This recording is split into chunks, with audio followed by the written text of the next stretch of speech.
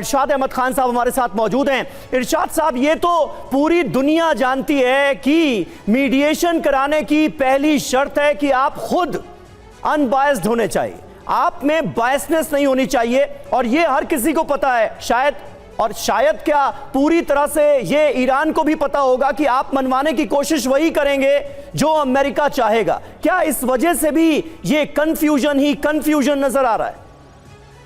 बहुत शुक्रिया समीर अब्बास। अगर आप लोग आंखें खोलें, अगर आप दुनिया में रहते हैं, अगर आप घर से बाहर निकले हैं, तो आपको मालूम पड़ गया होगा कि आपने हुर्मुज़ भी खुल गई और वो कुछ हो गया जो कुछ हम चाहते थे, जो क्या हो गया? रब की जात चाहती थी, अमन कायम हो गया। अभी आप बात करते हैं कि जी अमन होगा या नहीं होगा। खुदा की कसम अमन हो चुका, खुदा की कसम जंग रुक चुकी, खुदा की कसम लोग मरना बंद हो गए।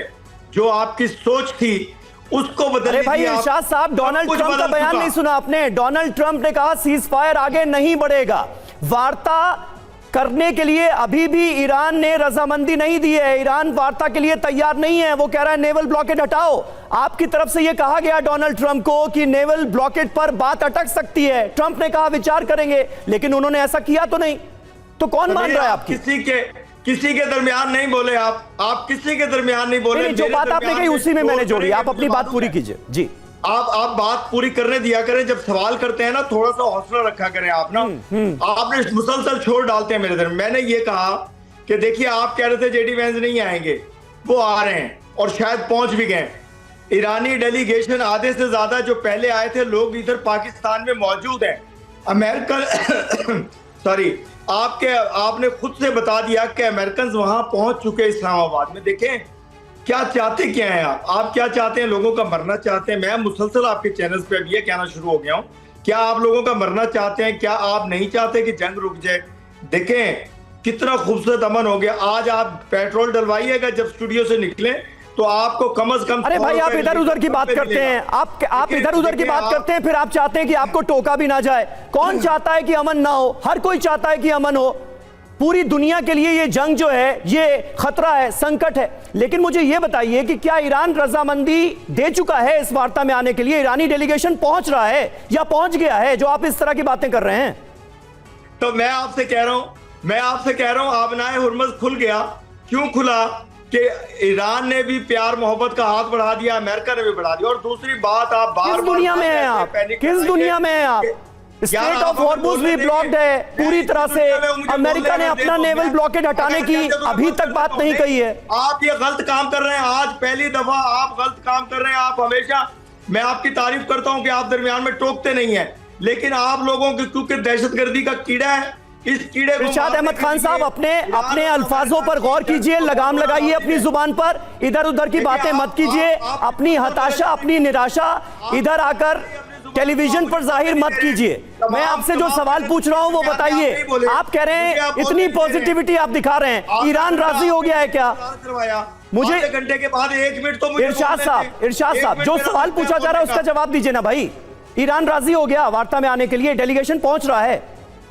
देखिए समीर, अगर मुझे बोलने देंगे तो मैं बोल सकूंगा। अरे आप ही बोल रहे हैं इतने देर से। करेंगे तो मैं नहीं बोल सकूंगा। मैं ये कह रहा हूं, आपने हुर्मुज़ का खुलना, हाँ। ये दलील है कि ईरान और अमेरिका दोनों इंशाल्लाह एक पेज पर हैं।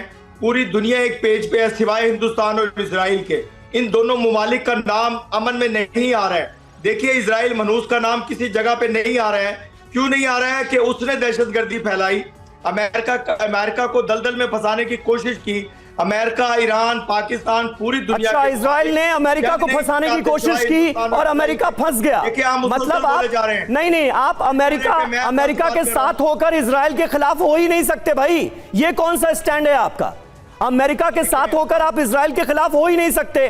और अमेरिका ने ईरान में जो हमले किए, क्या उसको आप सही मानते हैं? और इजराइल जो कर रहा है उसे गलत मानते हैं? ये क्या बात हुई? मुसलसल आप शोर डाल रहे हैं, मुझे बोलने नहीं दे रहे। अरे शोर तो आप कर रहे हैं बेमतलब का।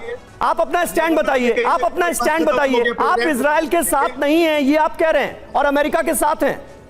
अमेरिका और इजराइल तो मिलकर हमला कर रहे हैं ईरान पर। मैंने आपको क्या कहा कि उसने, मनहूस मुल्क ने अमेरिका को दलदल में फंसाया।